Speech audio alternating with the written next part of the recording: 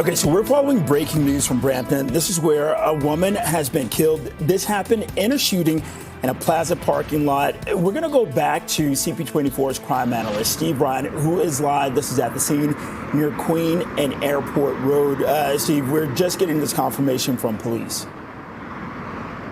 Yeah, that's right. Bakari Peel Regional Police just confirmed that the woman has now been pronounced deceased. So this is now a homicide investigation. This all started just before 2 o'clock this afternoon in this retail plaza parking lot on Queen and Airport Road. I spoke with a couple of people when we first arrived on scene just a short time ago, and they said that they saw a woman lying on the ground, and she was being treated. CPR was being performed on her, is what the witnesses believe happened. Another witness heard an interaction between what she believes is the deceased woman who was sitting in the driver's side of a vehicle and with a man that was walking towards that vehicle, and then there was an interaction. I'll let this woman tell you herself through the clip that we're going to play in one moment. And then this woman heard what she believed to be 6 gunshots, and then this place was flooded with police cars, and the canine unit was here as well, and the ambulance is still sadly on scene here inside of this very large crime scene. Here's more from a woman who I spoke with when we first arrived. This is what she said. It's just surreal, you know, like, I mean, I knew it was gunshots, not that I've ever been witness to a gunshot before, but it was so loud and penetrating that I knew it wasn't a car, and I knew nobody was setting off fireworks, so what else could it be? So the conversation she heard was that the man was saying to this woman in the vehicle, "You didn't give me the bag, give me the bag," and after that conversation was exchanged between the deceased and the suspect, then this woman heard 3 gunshots in the pause and then 3 more. No word on suspect information right now, but very large crime scene in this parking lot, and I imagine it'll be this way for quite some time. Send it back to you. Steve, speaking of the crime scene and that parking lot, is any of it accessible, or do people just need to plan to avoid that area for at least this afternoon? Yeah, great question. And I would suggest that people avoid the area for the time being, because where I'm standing right now, it looks like all of the access routes to get in and get out are taped off with police tape. So, good point. Okay, reporting live, CP24's crime analyst Steve Ryan. This is from the scene near Queen and Airport Road, where a woman has been shot and killed. This is in a plaza parking lot in Brampton. U.S. President Donald Trump has announced tonight he is terminating trade talks with Canada, blaming an anti-tariff ad by Ontario for the reason. Trump posted this message on social media saying, "The Ronald Reagan Foundation has just announced that Canada has fraudulently used an advertisement which is fake, featuring Ronald Reagan speaking negatively about tariffs. The ad was for $75,000. They only did this to interfere with the decision of the U.S. Supreme Court and other courts. Tariffs are very important to the national security and economy of the USA. Based on their egregious behavior, all trade negotiations with Canada are hereby terminated. Thank you for your attention to this matter. President DJT." The Ronald Reagan Presidential Foundation and Institute says the ad misrepresents the presidential radio address from 1987. It also says the government of Ontario did not seek nor receive permission to use and edit the remarks. Well, police are searching for a suspect after a 17-year-old was shot inside an apartment in North York last night. It happened around midnight in the Grand Ravine and Jane Street area. Police were called over reports that a teen girl had been shot. Police say the victim was taken to hospital with non-life-threatening injuries. No details about the suspects have been released at this time. Inflation accelerated to 2.4% in September, according to the latest data from Stats Canada. Well, that's up from 1.9% in August and surpassing economists' expectations of 2.2%. Well, driving the increase were annual changes in gas prices and persistent pressure at the grocery store. The Bank of Canada will consider the inflation data before announcing its next interest rate decision on October 29th. Well, a cybersecurity summit that's taking place in Toronto today is focusing on the impact of AI on cyber threats and strengthening Canada's workforce. So joining us live now from more on the state of cybersecurity in our country is Jordan Thompson, SVP of Product Development at Fortinet. Jordan, good to meet you this morning and appreciate you being here. It's coincidental timing, of course, because earlier this week, AWS had this sort of massive outage that rippled into Canada, different apps, Amazon Prime, Alexa, etc. here. That is not obviously a Canadian company, but it had an impact here in Canada. What does that say about what we perhaps can do in Canada to bolster our own either cybersecurity or, abilities to remain online when outages may be happening elsewhere? Yeah, thanks. Great to be here, by the way. And one of the things that we look at across Fortinet is the cybersecurity skills gap. So we provide a lot of training for companies and industries to try and make sure that they have the skills to handle the type of cybersecurity things we see in day to day. And we want to make sure that the people are able to handle incidents like this, respond when there's a problem, and react very quickly. And if they have the skills, they're able to react. And with outages like this, it often comes down to human error. Right. How difficult and challenging is it to upskill workers in terms of keeping up to date with AI? And what role does AI have when it comes to cybersecurity threats that we are potentially facing? Well, the skills gap is a really big one for Canadian businesses in particular. If you look across Canada, many of the organizations struggle to hire and retain top tech talent. Fortinet has pledged to train more than 1 million cybersecurity professionals around the world by the end of 2026, and we're well on our way to do that. But it's really important to make sure that the right organizations have the people and the tools and the skills to be able to work with technologies like this. AI is obviously an important topic these days. It comes across in two ways. One is AI for cyber criminals, that cyber criminals are using AI to expand how they do attacks. And then Fortinet itself, we use AI to train our industry analysts. We also use it to provide security and tools for our organizations. Jordan, I'm sure a lot of Canadians or a lot of people are just generally thinking, okay, well, I'll be okay. I should be okay and sort of ticking along here. But, you see behind the scenes a little bit here. How concerned are you about Canada's sort of cyber vulnerability? Like you talk about, training so many people to defend against it. So how vulnerable, I suppose, are we? Canada's a big attack vector for the industry. What we're seeing in our threat report released earlier this year is that Canada was one of the top 3 targets in the world for cyber threats. In the first half of the year, we had almost 12 billion attacks attempted towards Canada and Canadian organizations, which is huge. And then if you look at AI, the tools that we provide within our products and that AI provides to organizations can help organizations respond to these threats more quickly. Obviously, if you have 12 billion attacks, you can't have 12 billion people responding to them. So you need tools to help make it easier to respond when those type of things happen. Absolutely. Yeah. Okay, unfortunately, we're out of time. Jordan Thompson, SVP of Product Development at Fortinet. Have a great summit today. Thank you for joining us. Thank you, Jordan. Thank you. Appreciate the time this morning. Well, Canada's Auditor General says there are significant gaps in the government's cybersecurity services, monitoring efforts, and responses to active attacks on information systems. In a report released today, Karen Hogan says Ottawa must continually bolster its defenses as cyber attacks become more sophisticated and harmful. Hogan found not all federal organizations have the same security policies, resulting in the inconsistent use of protection services. The report says agencies responsible for cybersecurity lacked a comprehensive, up-to-date inventory of government devices and assets such as laptop computers, smartphones, and servers. The report also finds a lack of information sharing delayed the government's response to a significant cyber attack in January 2024, allowing the attacker prolonged access to personal information.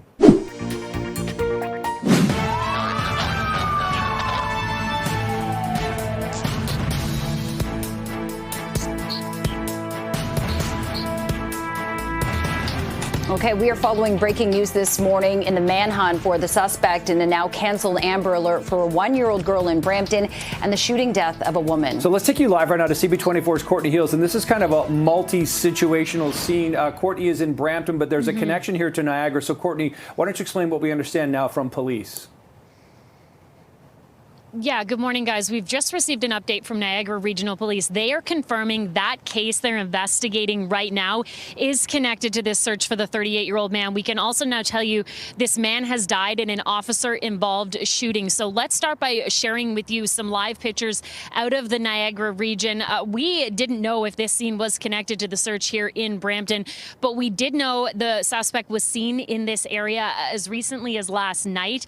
We reached out to Niagara Regional Police this morning to see if the road closure in the area was connected, and now they are confirming it is. I'm going to share with you now some information from Niagara Regional Police. So they say they continued their investigation into the early morning hours. This was this morning, and at about 2:30 this morning, officers located a vehicle containing the suspect. Again, that suspect is 38-year-old Anthony Deschapé, and they say the officers found that suspect at the gas station. I think that's what you can see now on the screen with Chopper 24. This is near Thorold Stone Road and Montrose Road, that is. Members of the Niagara Regional Police Emergency Task Unit became involved with the vehicle. So again, the suspect in that vehicle. Following the interaction with officers, the male was pronounced deceased, and they also say the male has been confirmed as Anthony Deschapé, who was 38 years old. Now, because this is an officer-involved shooting, the SIU is involved, and we know that. We've talked to the Province's Special Investigations Unit. They confirmed they invoked their mandate. But again, Nick, Jen, we didn't know what the connection was. This all started in Brampton at this plaza I'm at. This is in the Queen and Airport Road area. 2 o'clock yesterday afternoon, there was a shooting here. A woman was shot dead. The suspect took off with his 1-year-old daughter in the back seat of the vehicle.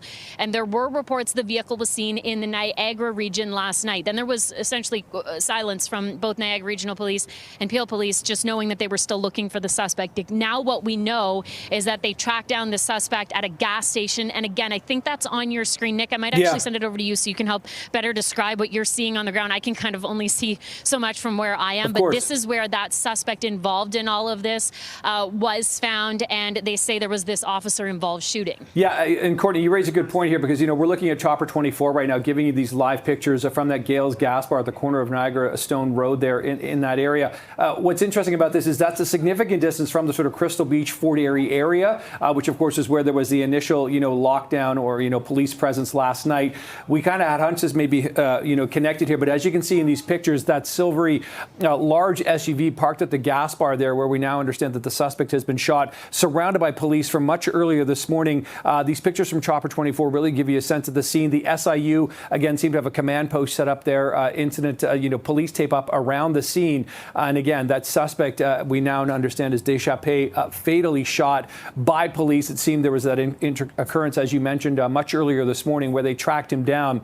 So it's interesting because, we go back to this all broke out yesterday in Brampton, but it shows you, Court, I think, the scope of some of the situations that can unfold, here in Southern Ontario, where, once you get behind the wheel of a vehicle, that's why these Amber Alerts go out all over the place. I got the Amber Alert. I was at a school gymnasium in Oakville yesterday, people getting them across the province because people need to keep their eyes out for incidents like this. Mm. Yeah, and this suspect was considered armed and dangerous. Police say they knew the man had a gun on him. They believe that gun was involved in the shooting at the plaza here. They also say this was intimate partner violence. So there was some sort of relationship between the victim here at this plaza and the suspect, who we now know is dead as a result of the shooting involving police in Niagara. But yeah, the Amber Alert went out because they said his 1-year-old daughter was in the back seat of the car.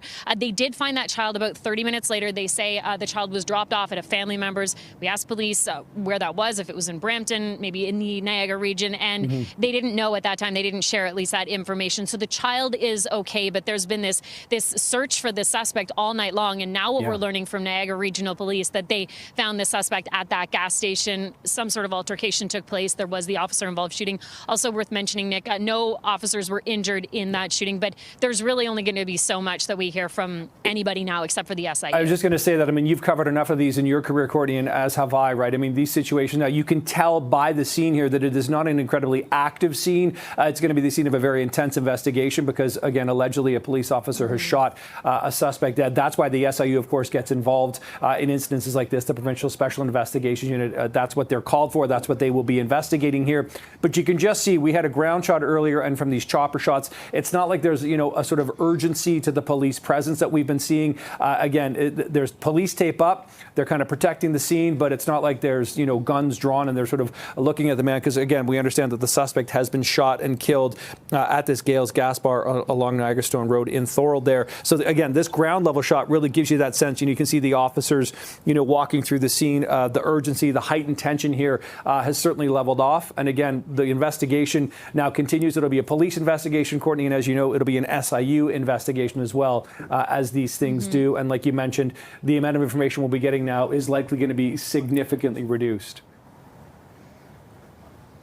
It is, yeah. And I have also been in touch with the province's Special Investigations Unit. They're telling me a spokesperson will be going to that scene later on, Nick. So we will be getting a little bit more information on the exact circumstances that led up to this officer-involved shooting. I will say we're actually getting quite a bit at this point, a lot of it coming from Niagara Regional Police. When I reached out to Peel Regional Police this morning, they really weren't saying much, and that made me wonder if maybe they had a lead on where the suspect was, if an arrest was made. But then we also noticed there was that major road closure in Niagara, and that made us, curious. Is there a possibility it's connected? We just didn't know. But there really is a lot to this investigation. A couple of different locations. There's the one I'm at now. This is a really busy plaza in the Queen and Airport Road area.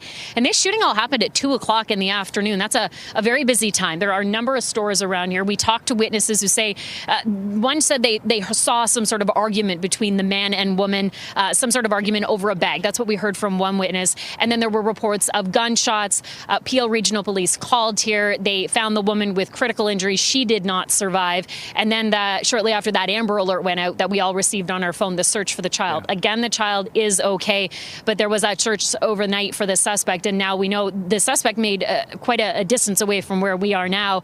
The car is interesting to me a little bit because what you're describing, you can see there, Nick, it sounds like a silver colored SUV. We heard from police yesterday it was a black Nissan. So maybe, they were just still trying to get some information on that car, but or maybe there was some sort of swap with the car. We'll maybe get more of that information coming up from the SIU. I'm certainly no car expert, but that does not look like a Nissan model that I recognize. Indeed, it's also interesting to note is maybe we can take the chopper full for a second here because we are going to go to a break and continue our breaking news coverage. But you will notice here that the vehicles involved surrounding that SUV, at least 2 or 3 of them, they look like unmarked vehicles. There are some other cruisers around it that perhaps arrived a little later on. Again, we'll get more information on that in the fullness of time. But again, our breaking news coverage will continue here on CP24 Breakfast. The manhunt ends for Anthony Deschapé. We understand from Niagara Regional Police that he has been shot and killed, again, at that Gales gas bar in Thorold. The Auditor General also found many of the living spaces used by the Canadian Armed Forces members across several bases are in rough shape. Her report focused on 3 bases, CFB Trenton, 1 in BC and 1 in New Brunswick. She says many have deteriorating walls and a lack of drinking water and malfunctioning sewage systems. She also noted that the military doesn't have enough housing units for the number of soldiers it needs. In a separate report, Hogan says the military is not bringing in enough recruits for its needs and that National Defence does not always know why potential recruits ultimately abandon their applications.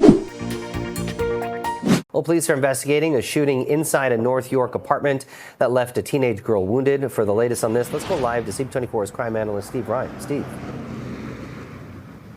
Yeah, Jamie, officers from 31 Division responded to a person being shot just after midnight, 303 Grand Ravine. It's actually a townhouse complex. It's one of the units behind me. When they arrived on scene, they discovered a woman, a 17-year-old young woman who had suffered a non-life-threatening gunshot wound. She was taken to hospital where she was treated for her injuries. So 31 Division detectives are now investigating this occurrence. There is no suspect description as of right now. The suspect was a GOA when the officers arrived, and there is no word yet as to what was the motive behind this shooting. Was it intentional, or was it some sort of accidental discharge? All part of the investigation. There are police officers walking throughout this neighborhood right now, canvassing the area, and I saw a forensic vehicle here not too long ago. They are here examining the scene, and of course they'll speak to the young woman, the victim, once she recovers from her injuries, once she's able to talk to the detectives, and I'm sure she'll be able to provide them with a lot of very important information that will assist them in the investigation. And of course, if you have information pertaining to the shooting, if you got third-hand information even, do give 31 Division a call because they'd be anxious to speak with you. I'll send it back to you. Thanks for the report, Steve. All right. right, let's talk about a new announcement from the Ford government, a new process trying to speed up mining exploration and development in our province. It is being called the One Project, One Process framework. Mining projects will be managed by a mine authority, and permitting delivery teams with the Ministry of Energy and Mines acting as a single point of contact to coordinate approvals within 2 years. The goal of this new system is to slash review times by up to 50%. The province has said it takes up to 15 years currently to approve a single mine under the system we do have in place. So for more on the new process, I'm joined now by Stephen Lecce, the Minister of Energy and Mines. Thank you very much for your time, sir. And just thinking about this new process, what is the most exciting thing for you, or what you're looking most forward to about it? Honestly, we talk a lot about self-reliance as Canadians. You know, we got to do it ourselves. We got to end dependence on America or on China or anyone else. I really believe that. I think that's the way we're going to protect our economy through these challenging times. And yesterday was very special. I mean, we passed a law in June. We implemented it fully within 4 months, transforming how we permit in Ontario, maintaining quality, maintaining protection, but actually moving at the speed of this new world order. In Western Australia, they approved mines in 6 years. In Europe, 8 to 10. In Alberta and Saskatchewan, less than a decade. And yes, it does take up to 15 years in this province. We're the second slowest in the industrialized world. And I can't imagine a Canadian who does not believe Canadian ethical resources should prevail over the Chinese. And so I'm really proud that we cut the timeline by half. Our Premier gave me a mandate, gave our team a mandate. Get it done, move at speed, and deliver those jobs that I know Canadians want and they deserve. Now, I know from doing a little bit of reading into the announcement, you know, the approvals process, a lot of this falls under the Mining Act, and part of this coming into play with, well, Bill C-5 has not necessarily been it hasn't been the most controversial thing at the legislature, we'll say that. But because of there's been concerns about consultation already, and just seeing some of the reactions from environmental groups, they're saying that the devil's in the details here, and they don't necessarily know how other ministries that usually would give their input will be able to under this new process. Can you explain potentially to alleviate those concerns? Yeah, well, first off, under that bill, we actually strengthened the penalty clause, including jail time for non-compliance. The message in Ontario is, first of all, we have some of the most responsible corporate stewards when it comes to mining and energy. We're proud of them. But having said that, if they dare violate the law, they will go to jail or face multi-million-dollar increased penalties. It's a message of zero tolerance, but it's a message that together, if we work with stewardship and collaboration with Indigenous and local communities, we can do amazing things. And we have, you know, over 30 mines in the province, adding billions of dollars to our economy. And every single day, they have demonstrated that if it's not Ontario minerals getting to new markets, ultimately, it's the Americans or the Chinese or some other competitor. So I know we can do it well. We've been doing it responsibly for decades. And this new One Project, One Process vision is about unleashing our potential as an energy superpower. I mean, look, if the Australians and Europeans can do it in literally less than half the time, it begs the question for anyone who defends the status quo, how can they do it, but we can't here in Canada? We've got it all, the technology, the workers, the resources. We're so blessed as a country. We're the most democratic nation on earth that upholds environmental, labor, and human rights standards. I want Canadian jobs and workers to win the day over the Chinese. And I'll fight on that message. Our Premier will take that to Queen's Park and to the rest of Ontario every day. So I am confident, and I really believe this new system is going to help us move with speed, but yes, maintain those protections that I know Canadians want. And well, I guess we'll have to see with those, roughly half dozen mining projects that could potentially be off the ground. You know, we'll have to talk maybe in a few years to make sure, but it's not years. Not years. No, because not years. In weeks, we will be using this authority to demonstrate One Project, One Process, this 50% reduction. Like, you don't have to wait a year. Wait not even a month, where we're going to start designating mines based on this new reality of moving with speed to fight for and support Canadian resource workers. So yeah, it's happening, and it's happening. Everything's happening in Ontario. The world is turning to us. The Saudi Arabia Minister of Investment was here just a few days ago, meeting with the government of Ontario, saying we want your minerals. There are markets for our resources and our technology. It just requires government to have the courage to, frankly, challenge the status quo, do things better, smarter, and get on with building and creating jobs for the people of Ontario. This week we had difficult news in the economy. So if we're not doing it, if we're not fighting for Canadian resources and workers, then where will these workers turn to? And I think there's an opportunity. There's a job for them in energy and mines. We know that to be the case. We were estimating 20,000 more workers in mines. We need tens of thousands in the nuclear sector alone. So there's a job for them through upskilling. As I say, it's really our path to self-reliance as Canadians. Enough talk about being a self-reliant superpower. Let's do it. And the Premier of Ontario is literally making it happen from June to October. And government doesn't move quick, generally. But this government has moved at lightning speed to supercharge the economy of Canada. And we will have to talk in weeks to come, not years, about how the approval process has been going, and also particularly making sure that all of those checks and balances are there. But that won't be something we can get to today, because that is the future. Speaking of your boss, though, thinking also from July, going back to June to now, with the legislature being off for 19 weeks, going back to work, obviously the opposition parties are going to be focusing on the bad news from the week, whether it's Stellantis, whether it's your colleague, Mr. Piccini. Because these are obviously like low-hanging fruit for your friends across the aisle, what are you trying to focus on going back to work, especially because there's been a very long break for people not paying attention to politics? Yeah, look, I think when the legislature sits or not, you're a member of provincial parliament, certainly within this government, like we're working around the clock. The legislature didn't sit yesterday when I was at the TSX, the global center of mining, to announce this implementation of this plan. I mean, we're working hard and the Premier works literally every day. But look, the legislature is coming back. I think what Canadians or Ontarians particularly should look forward to is a hyper focus on the economy, affordability, jobs, protecting them, and also buying Canadian. The Premier has made clear the economy has to be the top priority to safeguard workers and to stand up for our country against the very real difficulty being imposed by President Trump. And so the legislature, the bills we're going to be introducing are going to be really focused on affordability, creating jobs, protecting our supply chains, and buying Ontario, buying Canadian. We buy tens of thousands of vehicles. So much procurement comes from the province of Ontario. $30 billion that we have said that the Americans cannot bid into. So if we looked more within our country and province, I think we can create more jobs. And energy is a case study where we're building Canadian nuclear. We're literally leaning in to Canadian technology and workers. So it's not a theory. We're doing it in real time. And the small modular reactor project that was announced by the Premier, that's 18,000 construction jobs, like today. That's $39 billion of GDP gain. So there are ways by which the government's going to demonstrate we can really double down on Canadian workers and fight to make life more affordable for people. I think that's what really matters now more than ever. Well, Minister, we'll leave it there. We'll see how the fall session treats you in the government you're a part of. But I thank you for your time and thank you for telling us about the project as well. Thank you.